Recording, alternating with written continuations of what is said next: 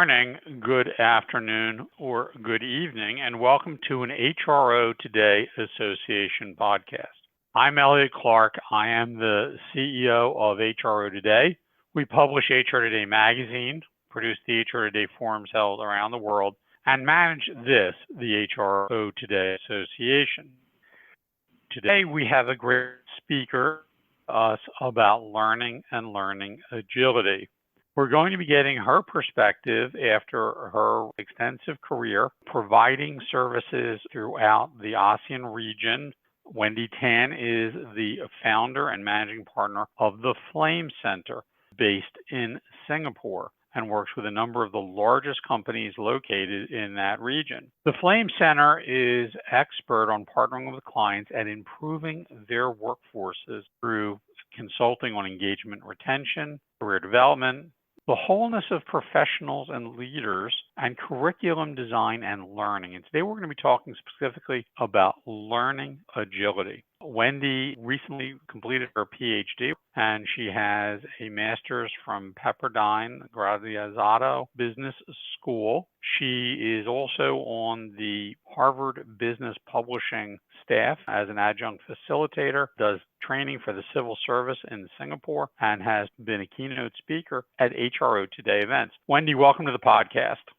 Hi, Elliot. It's great to be here. Thank you for having me.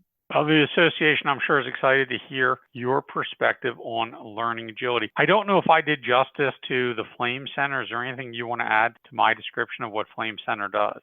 Oh, thank you. Yes, so we have added to our capabilities over the years. So we partner with purpose-driven organizations to achieve sustained growth through our proprietary capabilities in strategy and people development. So we've always been very strong in this whole area of people development, as you have rightfully described. And over the last 1-2 years, we have started to build our capability in strategy development as well, because we realize that in order to develop our people, we also need to have the big picture in strategy. So that's what led us to focus on both people skills and thinking skills.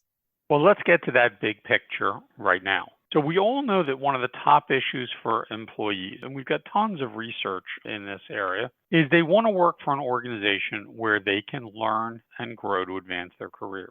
And this is universally true of everyone from the youngest folks in Gen Z to the baby boomers like me. All generations universally want this, but it's much more important to the millennial and Gen Z generation trying to get ahead in their careers. So what are the best practices that you've seen successfully implemented by clients of Flame Center to create a world-class culture of learning and development?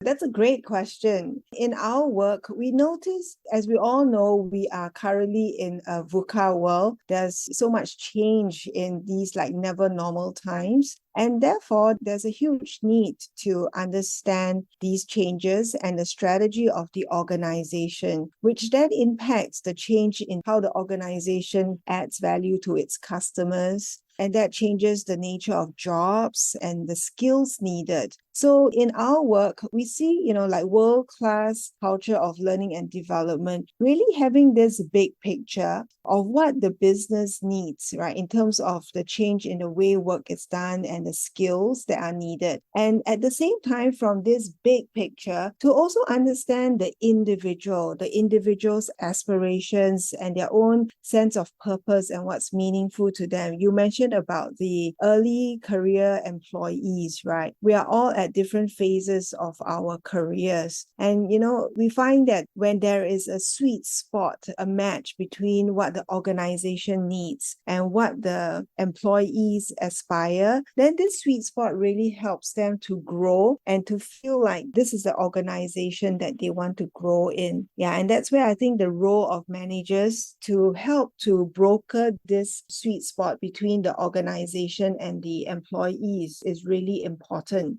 When you think about the skilling portion, right? So that's the early career people are coming into the organization, but The jobs they learn today, technology may make obsolete in as little as 5 to 10 years, and we're seeing this. Just as a follow-up to what you said, do Sure. companies think proactively about not only skilling people when they come in early career, but are they really thinking about reskilling them for the future? Are you seeing that become more of a topic of discussion with your clients?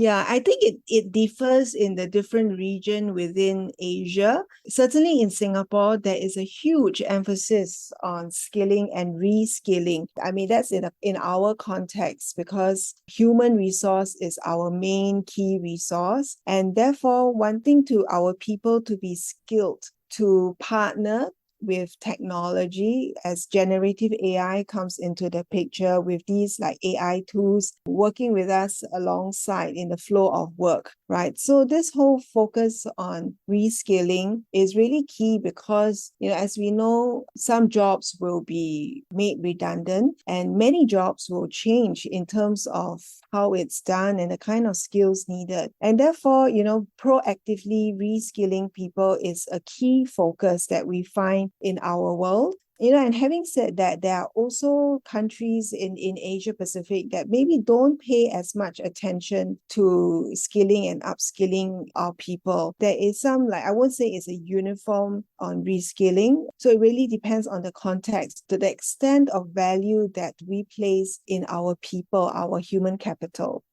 Let's talk about the skilling and reskilling in the context of learning agility. And yeah, I agree with you. Not all business cultures have the same attitude toward it. And I'm going to get to your comment about AI because you mentioned a lot of jobs that are currently being done by humans may be part done or completely done by generative AI. So let me first focus on learning agility, which to keep rolling your training with times, the changes in technology, need to have learning agility. And I know, as you were completing your PhD, you spent 4 years researching learning agility as a concept.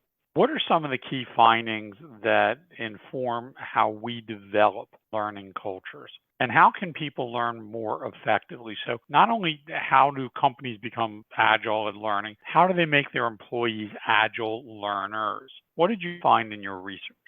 Thank you. Thanks for the great questions, Elliot. First and foremost, I think we want to reframe this whole concept of learning agility. I mean, as we know in our industry, learning agility it seems to be an idea like some people, the high potentials have learning agility, or some people within the workforce have learning agility. So a lot of focus has been on finding people with this learning ability and then developing them, fast tracking their careers. But in the research that I find is that, actually learning agility is a skill that we can all learn if only we know how. So in interviewing people with high and low learning agility, we notice that there are distinct patterns in the ways of thinking, in how they learn, in their learning processes. So if we can identify, these characteristics, then we can help everybody improve our learning agility. So I think there are some key characteristics that, if once I start the rant, I can't stop.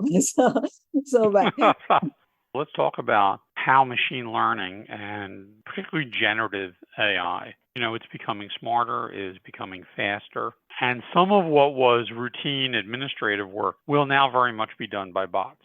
But also some of the more creative work, some of the analytical work. You think about recent college graduates coming out of university, they're doing a lot of data analysis. That can all be done by AI. So what do you see are the role of humans? And what should humans focus on learning in this new world? Yes, and to be honest, I am very concerned about this whole question, because a risk that we will find in this generative AI era is that if we don't use these AI tools properly, if we offload the thinking work to these AI tools, then over time, our thinking capacity as human beings will deteriorate. It's just like we have calculators, right? And once we have calculators, well, we can work with very big numbers with the help of calculators, but our mental arithmetic has gone down a bit. Like, we're not as fast doing mental calculations organizations. It's a small part of it, but with generative AI, it can help us with so many aspects, whether it is writing, whether it is coming out with images, whether it's doing data analysis. So with this huge scope, we want to be really careful and continue to place humans in the driver's seat, right? So that we are smarter than AI. I mean, sure, AI can take in, a huge amount of data and look at the trends. But what we can do as human beings in staying in the driver's seat is really to have that critical thinking, to ask questions, to ask smart questions, and having the judgment to decide, what is the right analysis or, the best way to make an argument or a proposal in this particular context. So I think what our role is to understand the unique context that we are in, to deploy, to leverage these AI tools. And then, we continue to take accountability of the outputs and even to also improve upon the outputs that are generated by these AI tools, right? Then in that way, we stay in the driver's seat rather than just, offloading these cognitive tasks to the tools. And over time, our mental capacity become more rusty.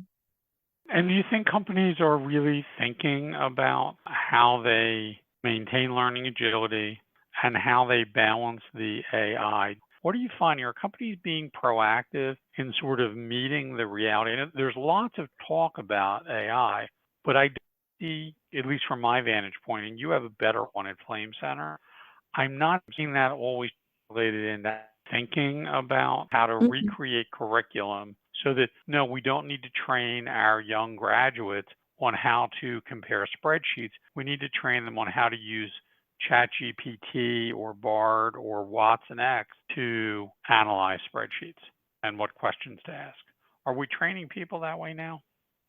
To be honest, I think many organizations are still grappling with this whole generative AI explosion into the workforce. And I don't think many organizations have the answer on how do we leverage these AI tools? How do we also safeguard security and data protection? So I think many organizations are asking ourselves, these same questions. So I think many are at the stage of still thinking about how do we leverage the tools and how do we ensure that our data is safe and secure. So many are at this stage and not yet, really looking at what does the optimal human AI collaboration look like? What are the roles of the human beings and the role of the AI tools? And then teaching our workforce how to use these tools. There's some training around prompt engineering, right? But I think more than that, it's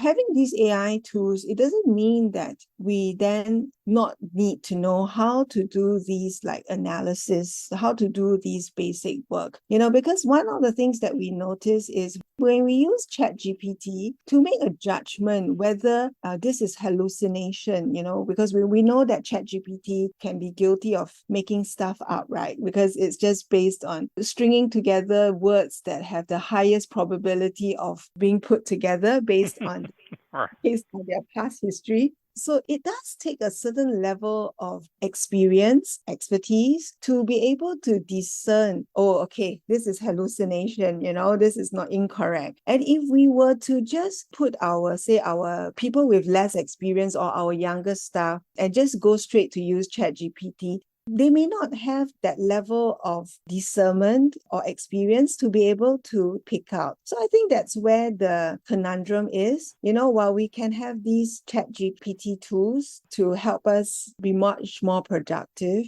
but then how do we also give the space, the opportunity for our less experienced or could be our younger employees to have that playground to do the basic work or to know these basic work so that they then develop their expertise and experience over time to have this, higher level discernment.